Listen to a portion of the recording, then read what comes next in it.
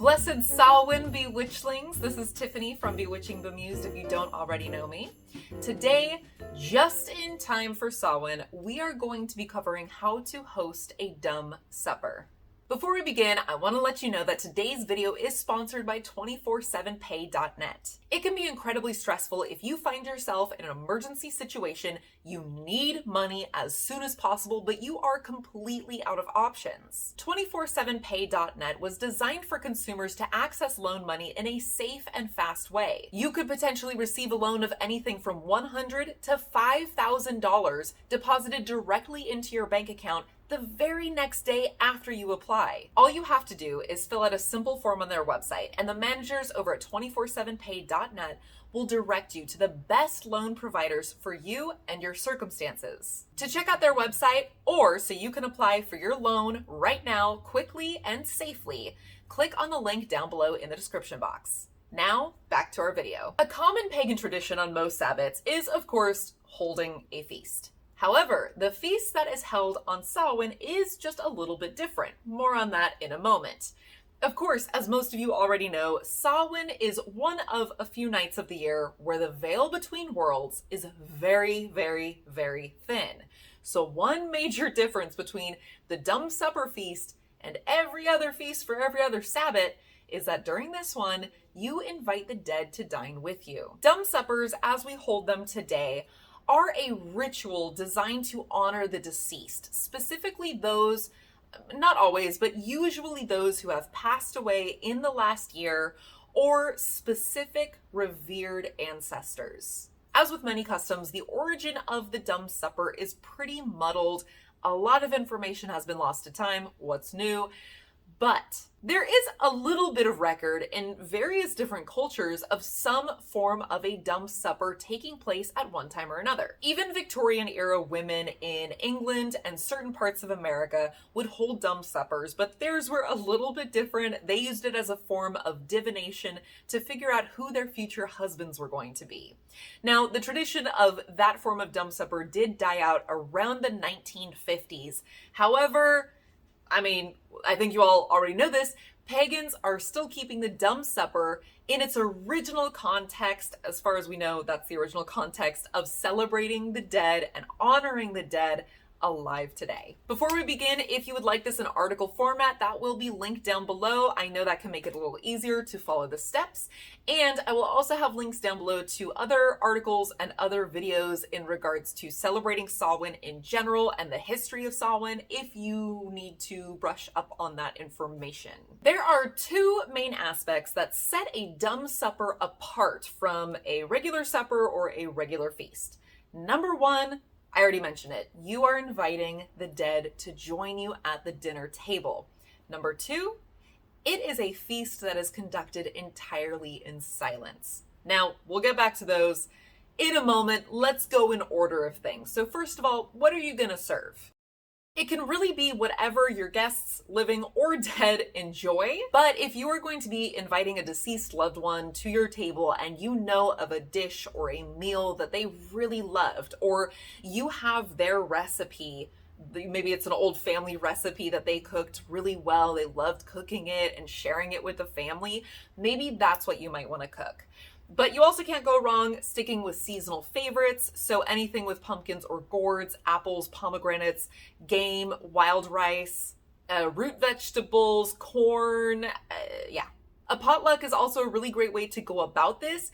I think it's a really cool idea to have each living person who's coming bring a dish that either they particularly enjoy or, like I mentioned earlier, a favorite family recipe or something that their dearly departed that they're choosing to invite really liked. Setting the table.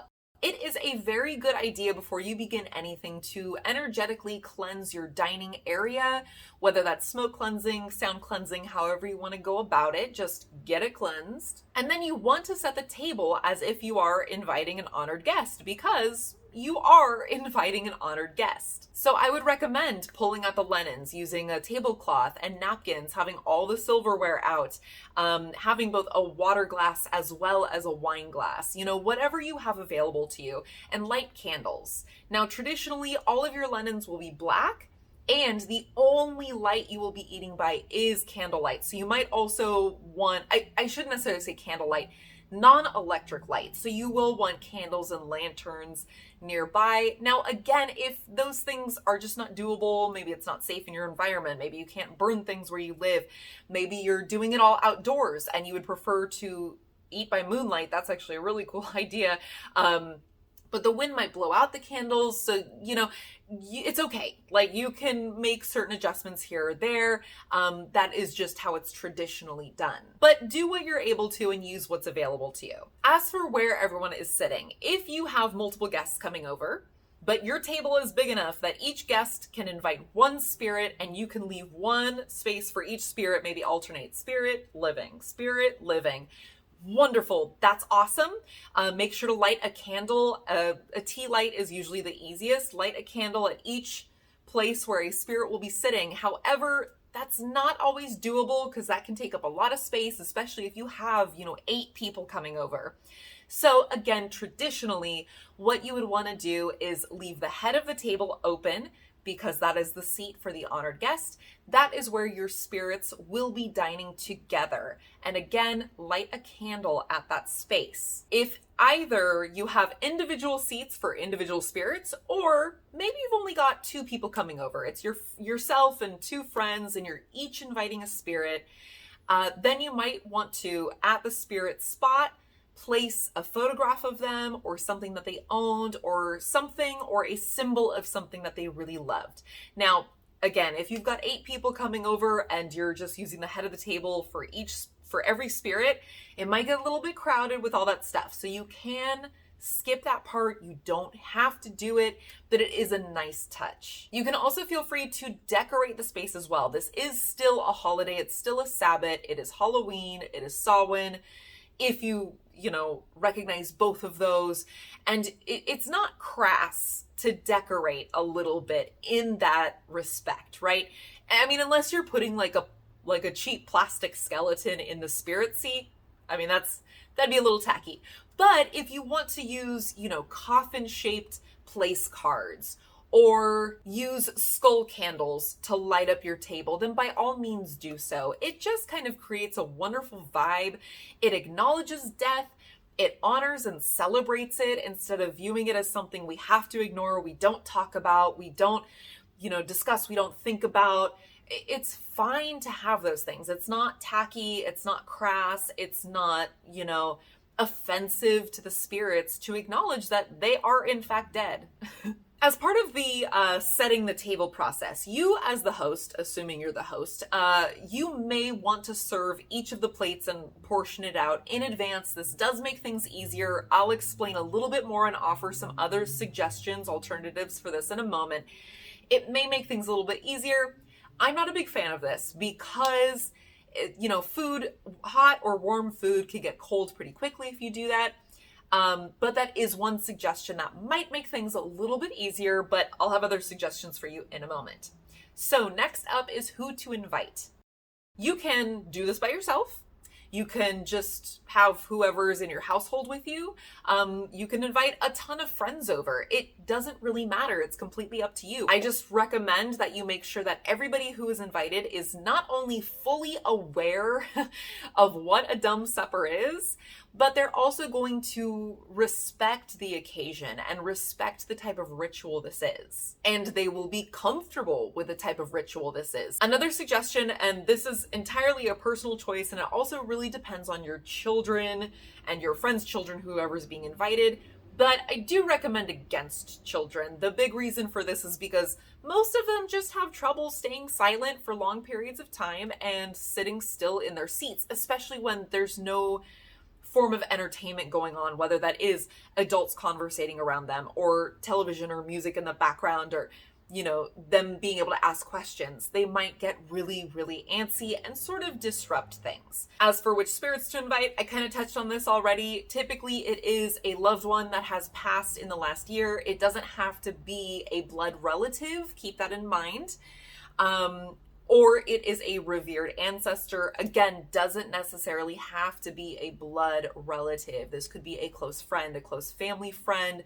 Maybe you're adopted, and so the people in your family line as you view it are not blood related to you. Again, this is a very personal choice. It's entirely up to you. You could invite Elvis if you want. That's not typically what this is about, but hey, if that's who you want to invite, the choice is really yours. I can't promise he'll show up. Okay, let's get into the nitty-gritty of the actual ritual. As always, a lot of this process is going to be down to your particular style of witchcraft, your particular brand of spirituality. You can absolutely kind of cherry pick bits, and you can alter things to fit your own practice. As much as you possibly can, you want to ensure that there are no electronic lights, no screens popping up, and no noises. Now, noises as far as outdoors, I understand. Close your windows. There's only so much you can do about that. But make sure your guests and yourself have your cell phones preferably turned off. Silence is fine too if somebody needs it on for an emergency, but turned off is preferable. That way the screen isn't lighting up. Same with I wear a smartwatch. I wouldn't want the screen just lighting up and it's buzzing on my wrist. So I would remove that. No music playing in the background, no television background noise, complete silence. Again, all guests should be on the same page of what is about to go down. What is a dumb supper? Why are we here? They should have already considered who they're planning on inviting spirit-wise. And they should also all be on the same page as to when silence is going to begin. That could be after you open sacred space. That could be as soon as they enter the dining area. That could be after saying a blessing over the meal. Again, it's up to you. You just want to figure out a very specific appointed time and make sure everybody is aware of it. Like I mentioned with stylizing, whether you open sacred space, whether you say a blessing over the meal, and you can do those things silently or you can do them aloud prior to beginning the silence, that is completely up to you. You want to make sure that before everybody takes their seats, they take a moment at the spirit chair. Again, whether that's just the head chair at the head of the table or everybody has their own individual ones, and they should say a silent invitation to the spirit they would like to attend. Then everybody can take their seats. When it comes to serving the food, I have found it easiest for the host to just get up and circle around and serve everybody. This kind of eliminates that awkward, everybody's passing dishes around and nobody can actually say hey, can you pass that? Can you pass that? If one person gets up and serves everybody, you can just do one plate at a time, keep circling around with each dish, and people can just give little hand waves of, no, thank you, I don't want that, or, give me another spoonful kind of thing. And like I mentioned earlier, another option is for the host to serve and portion out everything in advance. And again, that could be a little bit tricky if you're doing a potluck or if you don't want certain foods getting cold. A major important part of this is that absolutely nobody should eat until everyone has been served, including the spirits. So yes, those plates at the spirit chair or chairs should be served as well. You should know that while this is a solemn and silent occasion, you should still be able to enjoy the company of the people around you in that silence, so it's okay to exchange glances, little smiles at one another. That's perfectly all right. There's no need to just stare at your plate the whole time. I mentioned earlier only inviting people who are going to be respectful of the ritual that is taking place. This is a dinner where you are inviting spirit as an honored guest, and so this occasion should be respected as such. So you don't want people, making silly faces at each other, trying to make other people laugh because they feel awkward and bored in the silence. You also don't want people, mouthing words to each other or making elaborate hand gestures,